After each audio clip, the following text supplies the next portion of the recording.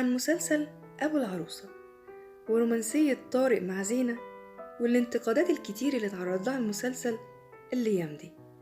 هو مجتمعنا مش قادر يتقبل إن في راجل ممكن يحب مراته ويحترمها حتى لو في مسلسل.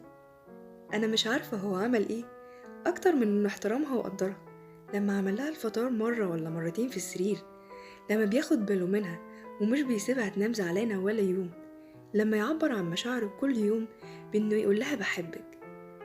هوب، الفيسبوك كله اتقلب إن ده شيء غريب جدا وإن ده تقل دم.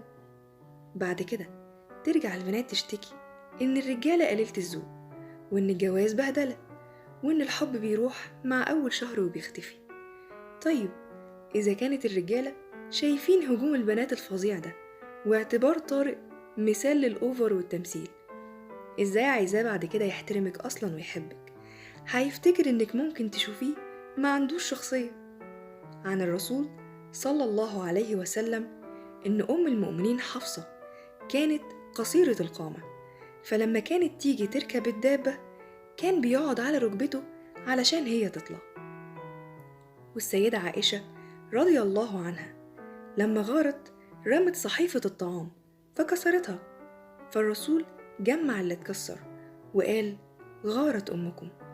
يعني بنتعلم من رسولنا الكريم صلى الله عليه وسلم الاحترام والتقدير.